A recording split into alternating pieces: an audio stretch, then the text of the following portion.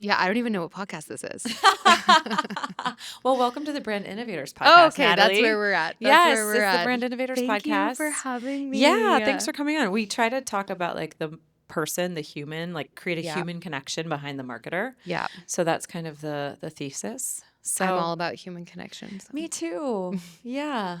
I mean, we've known each other for a really long time. I So know. we should probably disclose that first. It does help, I think, Yes, actually. yes. I think the best interviews I had this week were when I had a relationship with the person. Yeah, Because then always. someone's a little bit more willing to be vulnerable or share something. That's why I'm here without knowing anything about what you might ask me.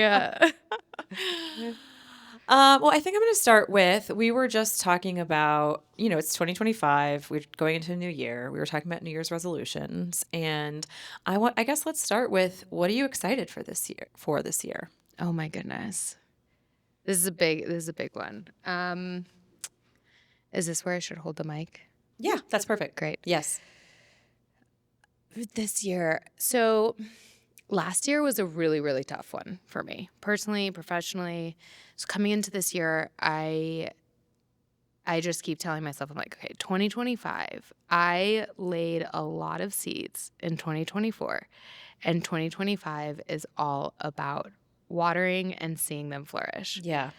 On a very personal side of things, I have felt like I've had a lot of self-limiting beliefs. Just dive right into it. Yes. And I think for me, 2025 is the year that I'm like not letting those Hold you back. take a hold of my career, my decisions. And so by putting that at front and center, I'm reminded constantly and am taking the steps every day to be like, no, I got this. I can do this. I'm saying yes. Saying yes more often, being in the spotlight being like saying yes to this, saying yes to being on panels and talking about my work. I mean, it sounds so silly, but I think I've had, a lot of fear around being perceived as like cocky or braggadocious, Right. or whatever, like wanting to put myself in the spotlight. Yes. And I don't feel that way. Yeah. I don't feel like I am that way. I know I'm not that way. Mm-hmm. So it can sometimes feel challenging to be self-promoting, or label it self-promoting. Yeah. It's scary. Yeah, it's scary to say it's yes. vulnerable, and Yeah. there's this girl I follow who gives a lot of career advice. She's younger than me. She actually lives in Austin. I feel like you should meet her. But she always talks about the thing that makes you feel cringe is probably the thing that you're actually good at, but you're afraid to talk about it because you're afraid that people will judge you, and then you'll have to like hide that part of you that's good. And so I think that makes a lot of sense. It's like you're like anything that makes you like, if you have that cringe factor, you're like, oh, I'm afraid of what people will say, or I'm afraid to put this out there, or whatever it is. It's almost like we build up what other people are going to think about us so much more than we need to. Well, and at the end of the day, what I have reminded myself is that like I actually don't care what anyone else thinks if I enjoy doing it. And I believe in my work. I believe in the life that I'm living. I believe in all of it. And so if I believe in those things, then like sharing it is actually just like the cherry on top. Like I want other people to see and experience those things with me. Do you feel like you have always been a little bit like having your, I guess, understanding what you believe in and your value system and clarifying that in your own head and in your own soul is a way to be like, no, it's okay for me to talk about it because I know that it aligns to my value system. Do you know what I mean? It's almost like the authenticity thing. Yeah. We were talking about this a little bit earlier. I do feel like understanding what I care about definitely can help guide that decision.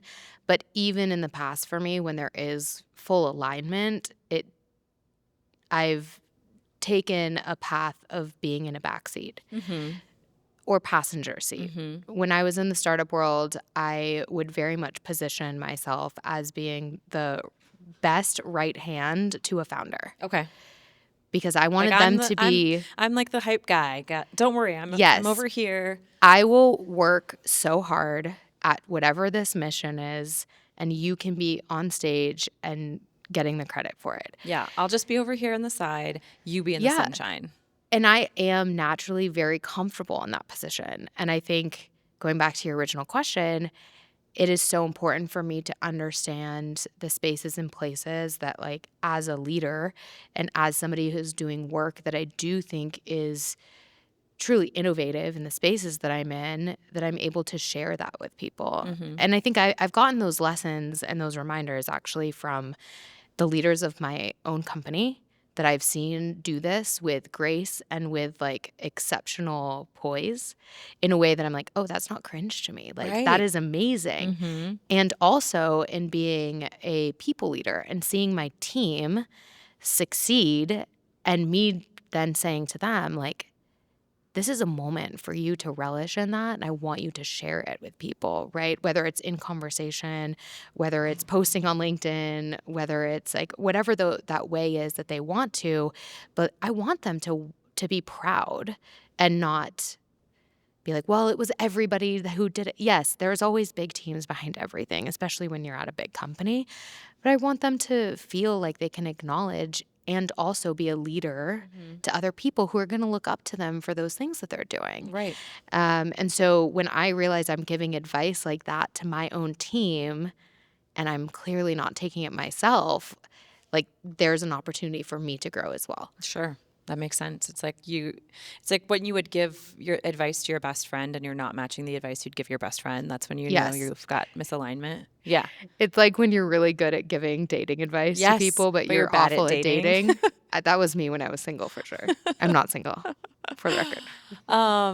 Yeah, I think you have this energy about you that is very no nonsense. Like we've never worked together. We just know each other personally, but I just get this sense that at work you are probably like highly efficient, but also very empathetic and that you get things done, but you're also very and you're conscious of your time. And we were even talking earlier about like how you'll be in a meeting and it won't be right for you and you don't need to be there, and so you're not going to waste your time. You're just going to get off that meeting. It's almost like you're razor sharp about prioritizing where you're going to put your energy.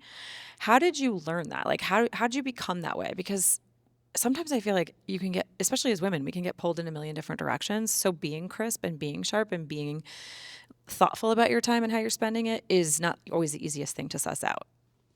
Yeah, I think in the beginning of my career, it probably was to a degree important, but also this feeling never left me of if you're invited to a meeting or if you're invited to this thing. And also, I inherently have a lot of FOMO. So when you're invited to things, like saying yes is like really important. I think the older I've gotten, I have just had to have been a little bit more critical of where I spend my time because I know, like going back to values again, I know where I care to spend my time. And if I am then putting time in buckets that don't align to those values out of, fear that someone's going to judge me for not showing up, again, like caring what other people think, Sure. or because I don't want to hurt someone's feelings, another major thing that I've had to work through, then it's probably not right. And I should probably act on that. And so it's only in my like late 30s, I feel like I've gotten a little bit better at this. But yeah, it started with this, I think like personally, I just have a very low tolerance for um, inefficiency. And so when things feel inefficient, I naturally gravitate towards trying to make them efficient. And so, you know, I realize now in my, late 30s and, having been in a career now for almost 20 years that I can't make everybody efficient, nor should I try. That's not my swim Nor can you lane. make every company efficient. That would actually be inefficient for me to try to make it. That's not my job. But it is really important for me to demonstrate the qualities that I want my team to have or that I think other people maybe could could learn from. So rather than telling her, well, we should do this thing and we should do, which is very much how I spent my 20s. Well, I think the system should change because this, that, and the other thing. I am now in a space and place of like leading by true example and demonstrating the way in which I think anybody could and should be managing themselves. I think time management is one of the most critical skills to have as a professional who It's works one in of the office. most important things we have. Yes. Time management and personal project management is so important.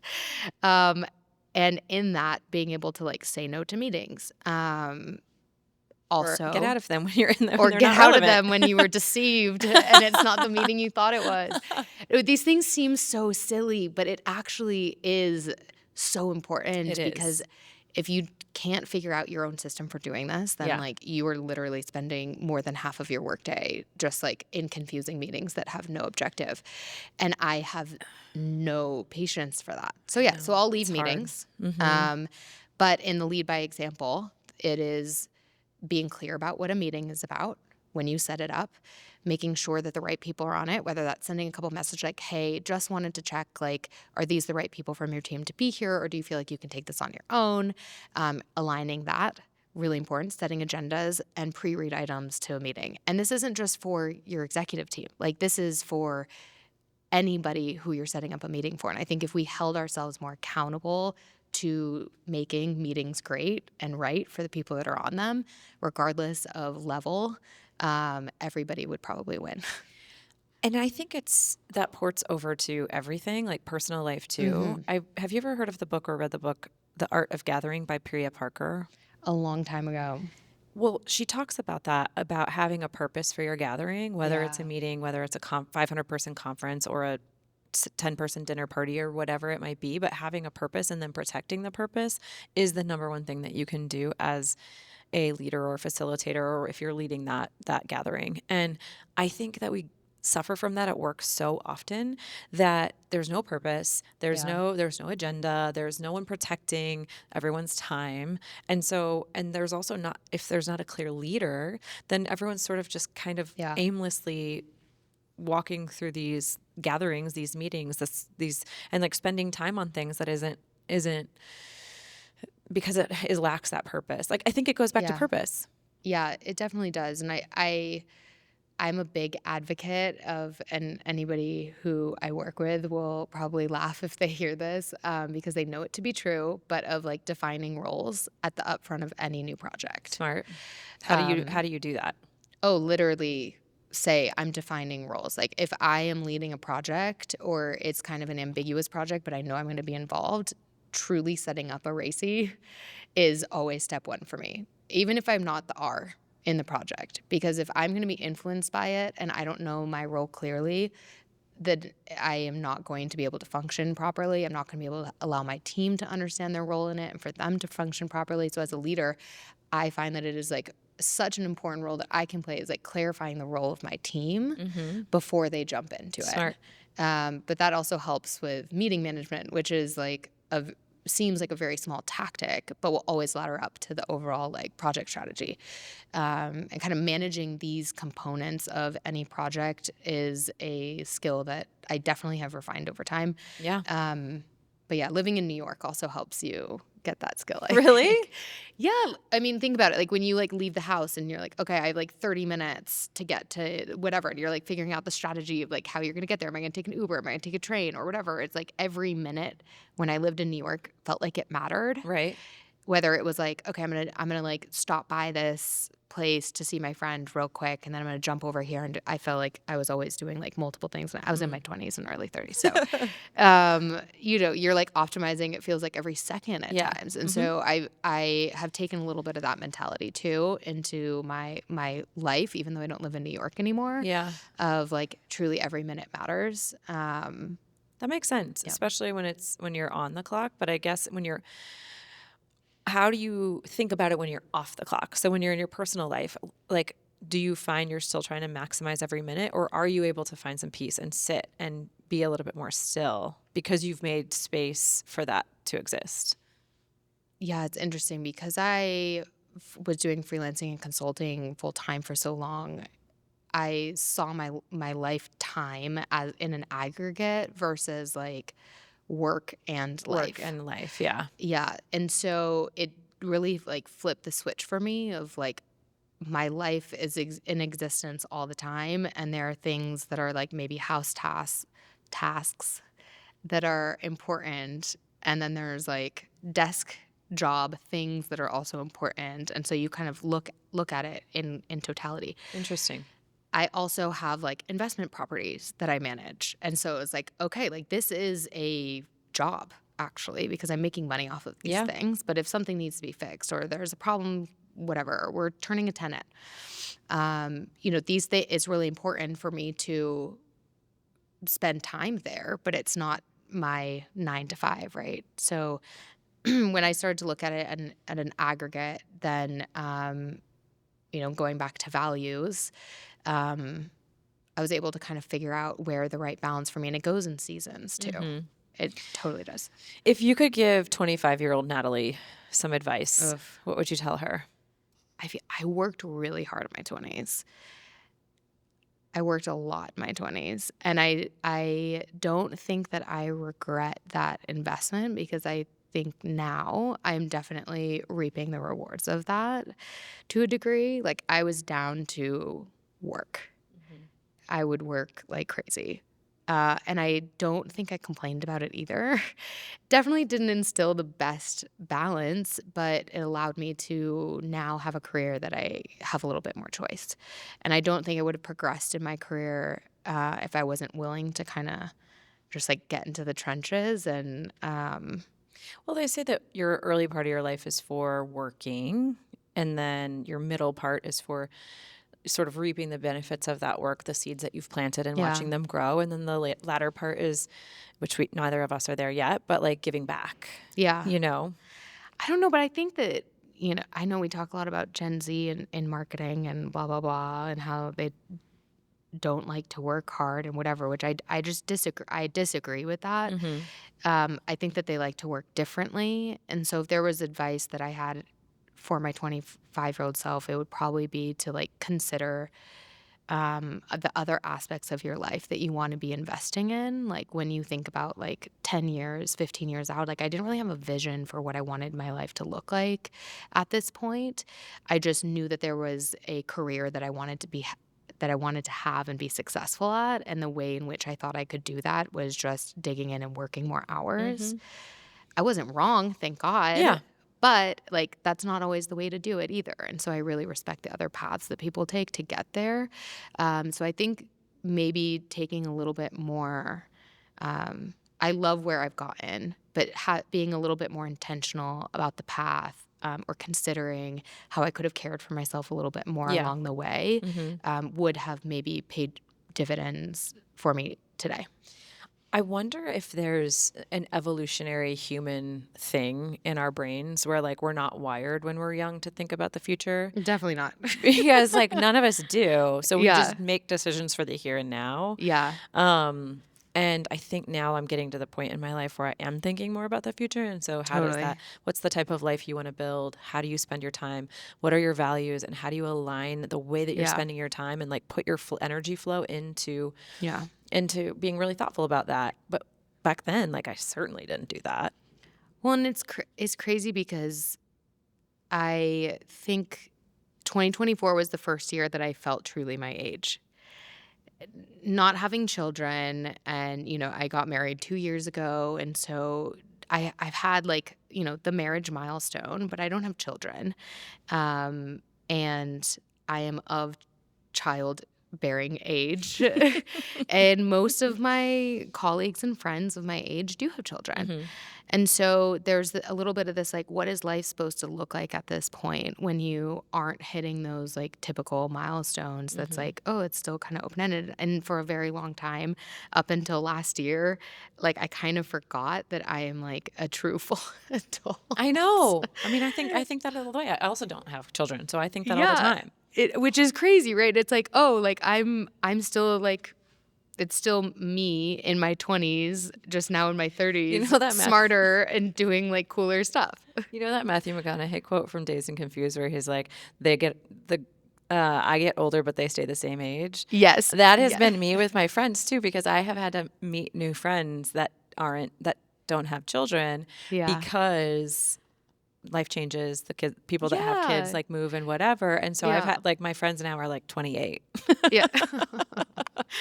I don't know if I can hang with 28-year-olds. Like, you are a very young spirit. I have accepted my age in all the ways. I don't know if 28-year-olds would want to hang out with me, but I do know that there's some sort of like different path that I'm on that doesn't look the same as people maybe with kids, and that's hmm totally fine. Yeah, and it's I love fun. my friends with kids, by the way. Like, I'm obsessed. I have like 6 nieces and nephews. Like, babies are the best. Um, but at the same time, there's not a lot of precedence for hmm being a female in a professional environment without kids. Right.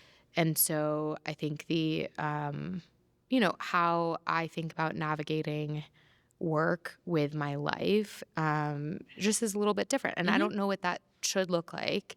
And in some ways, it's kind of a blessing to not have a should Yes. to base it off of. Right. Yeah. Yeah, you get to decide. Yeah. How have you done that? Done which part? Like figured out how to spend my Yeah. time? Like how you model your life based on your values. Like, Yeah, I mean, I guess I'm not as good at it. I don't know if you know the Enneagram at all, but I'm an Enneagram 7, which is a little bit flighty and kind of distracted, highly distractible. And so I will say yes to a lot of things. I kind of run myself into circles sometimes. I'll like, I mean, even next week, I'm going home to New York. I have like plans every single night of the week. I want to rest, but I am dumb and I just say yes to everything. And so I struggle with it a lot. Like I would like to have a more calm life and be more thoughtful. My sister is really good at it. Be very thoughtful about how I'm spending my time, and I am not quite there yet. So maybe I have a little bit more maturing to grow and growing up to do.